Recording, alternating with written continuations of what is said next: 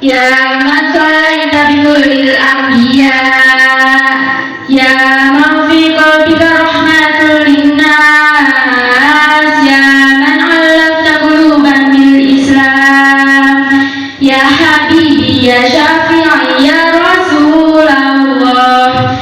Assalamualaikum warahmatullahi wabarakatuh. Waalaikumsalam warahmatullahi wabarakatuh. Alhamdulillahirabbil alamin, wassalatu wassalamu ala asyrofil anbiya'i wal mursalin, nabiyina wa habibina Muhammadin wa ala alihi wa sahbihi ajmain wa man tabi'ahum bi ihsanin ila yaumiddin.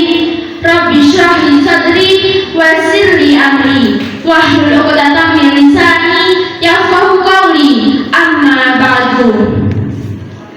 Yang terhormat Bapak Kepala SMPN 1 Trawas, Bapak Ibu guru dan karyawan, serta teman-teman yang saya banggakan.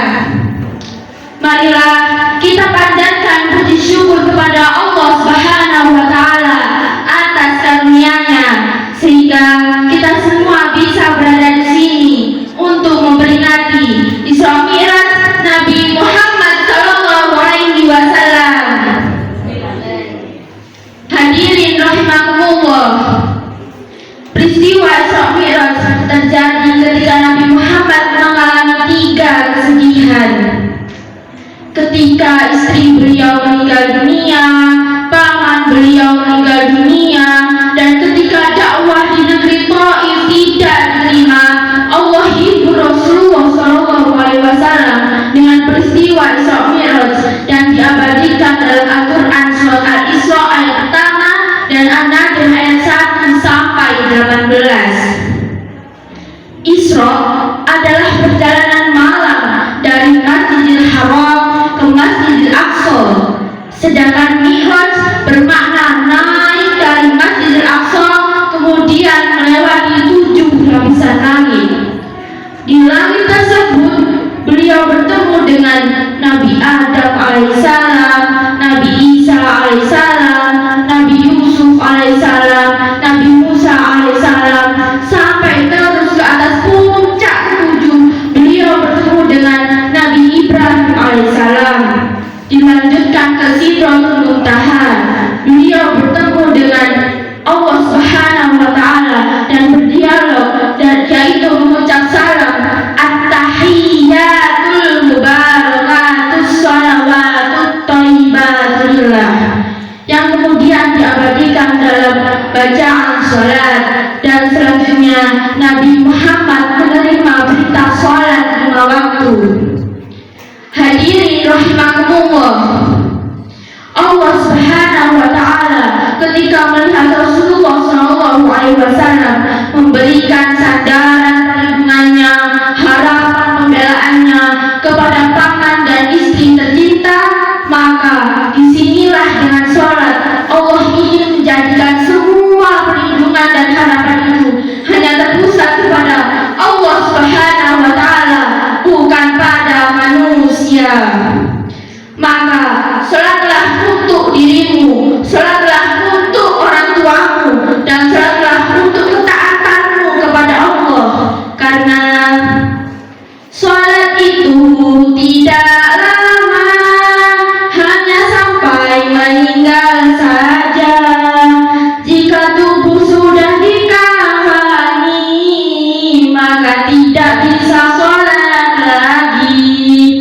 Wahai teman sepensada, sholat 5 waktu jangan lupa. Sholat bekal akhirat manusia, karena itu tiket menuju surga. Marilah kawan, kita hargai perjuangan Rasulullah yang sudah meminta keringanan sholat kepada Allah untuk umatnya.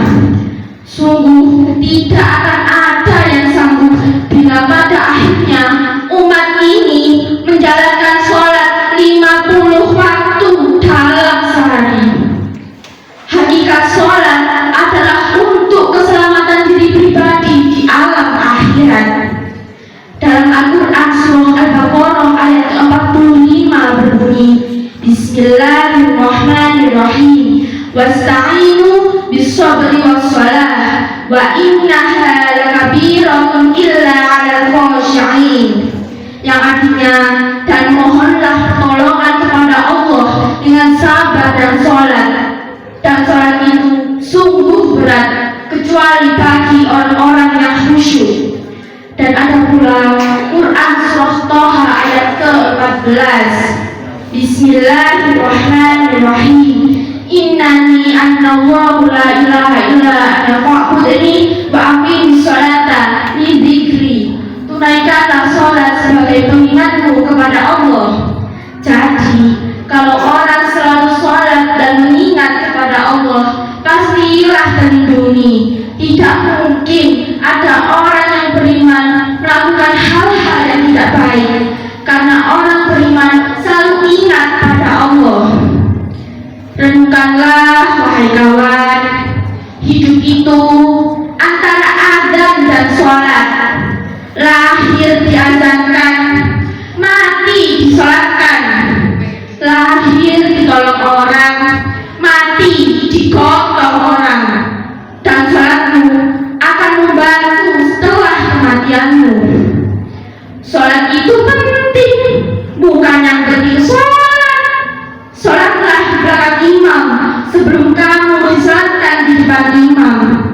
Bawa diri kita ke masjid sebelum diri kita dipotong ke masjid. Bahkan saat kamu meninggalkan sholat pun, Allah membiarkanmu hidup dan tetap menunggumu kembali.